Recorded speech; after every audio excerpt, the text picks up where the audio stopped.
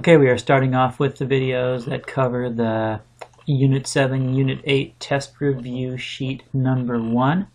And we'll take a look at question number 1. Now class, I encourage you on these to definitely try the problems on your own, then go back and take a look at the answer, and if you see like you're making a mistake, listen to the video and watch and see where you are making your mistakes.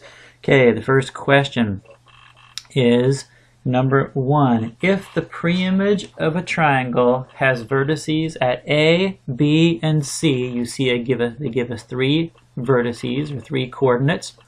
Where would the image vertices be after a dilation from the origin with, and now it looks like our question is going to ask us for different scale factors. So they gave us 3 points, and they're going to ask us to find out where those new points are going to be after applying a dilation with a scale factor of 2. Now we're assuming the center of dilation is at the origin, so this actually becomes relatively simple. A scale factor of 2 is going to have a transformation notation that looks like this. xy is going to become 2x, 2y. The 2 represents our scale factor. So all we got to do is take every point and run it through the transformation notation, and when you do that you'll find that every x value and y value just gets multiplied by 2.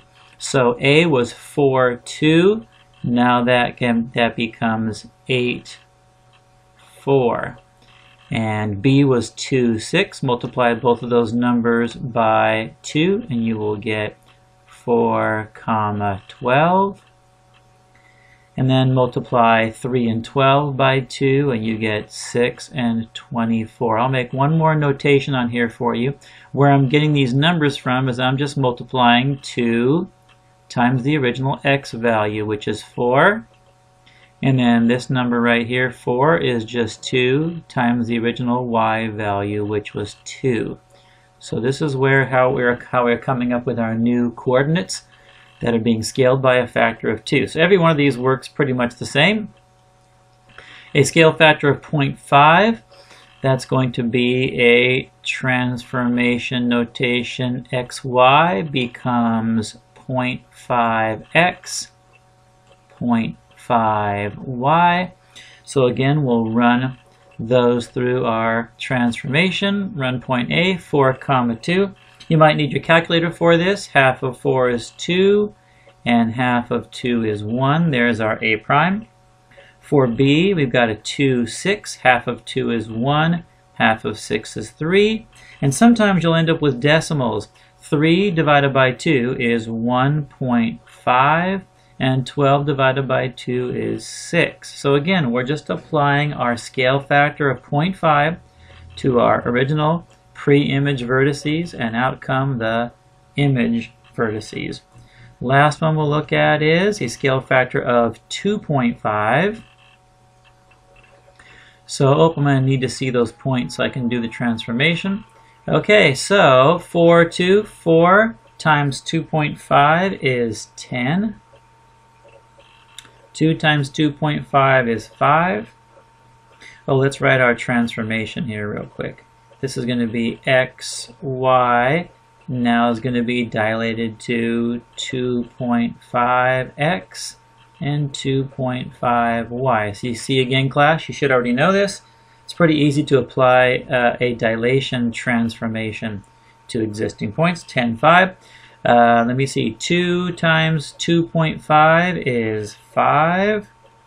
6 times 2.5 is 15. And again, sometimes we'll have decimals.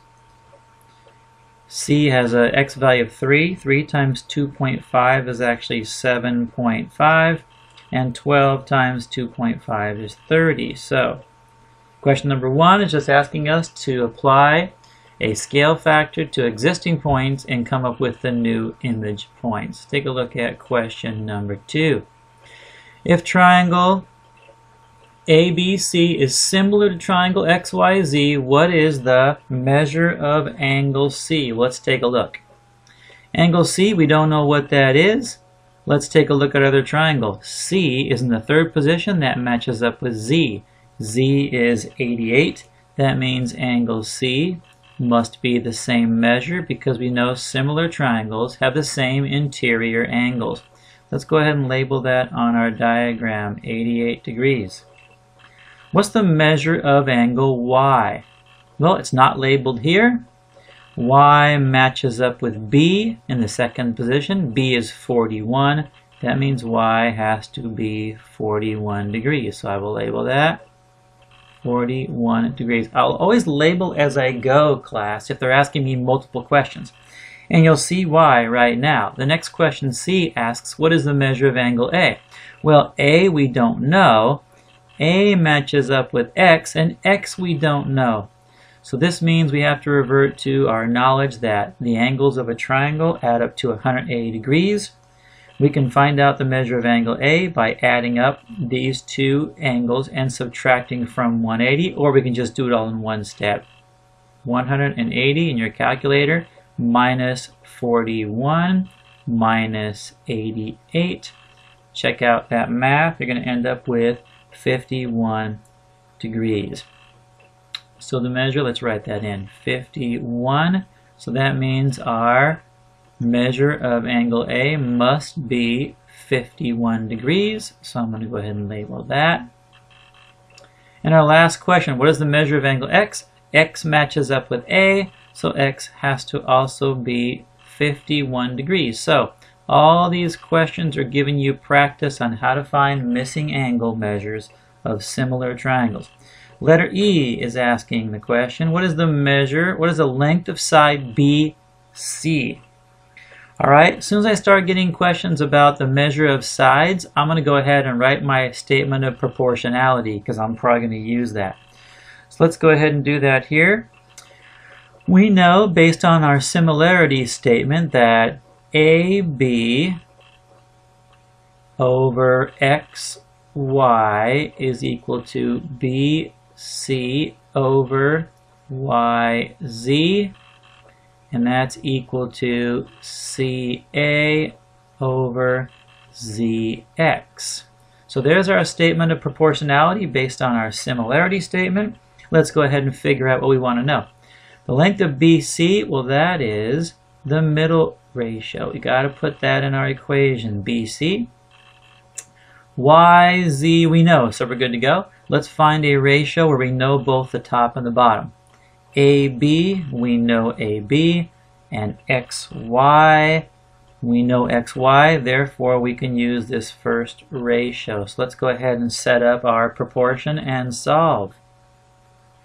So AB is 36, XY is 24, and that's going to be equal to BC, that's our unknown, over YZ.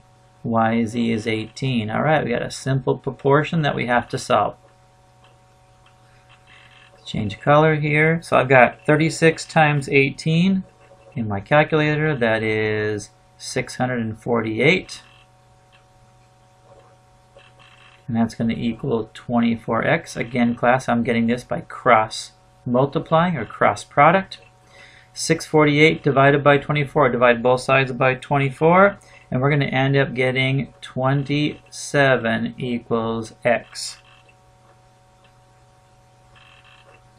So that means our answer is, and we'd write this as a sentence, and I can put on there B. Oh, let's change this color so you can see the difference here. We'll do this in red like the other ones. BC is 27 millimeters. All right. The length of ZX. Well, let's use our statement of proportionality again. I'm going to go ahead and take a look at the one I just did. We'll just rewrite that and we'll circle the things we know and the one we define. So I'll just write AB over XY is equal to BC over YZ, and that's equal to CA over ZX. We're looking for ZX, so that's this one right here. You know, class, what I didn't do was I didn't label BC. Let's do that right now. So BC is 27 millimeters. All right, back to our task. Alright, so we want to know ZX. We know CA, so we're good with that. We can use the same ratio we did before, AB and XY. We know both of those measures. Let's go ahead and set up our proportion. So AB and XY are still the same. We got 36 over 24, and that is equal to CA, which is 14, and ZX is our unknown. Alright, let's do some multiplication. Our cross product here, we've got 36x is equal to 24 times 14.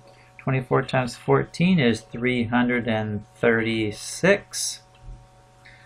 Let's divide both sides by 36 and you will get x equals, looks like we have an estimate here. We've got to round this, so it's not going to be equal. It's going to be approximately 9.3. And that means our answer is ZX is 9.3 millimeters. And let's go ahead and label that. ZX is 9.3 millimeters. Now, again, the reason I'm labeling the diagram, even though it didn't ask me to, is to see if it makes sense. That's definitely the shortest leg of this triangle. That makes sense. 27, 14, and 36, those all seem to make logical sense. So it looks like my answer is pretty good.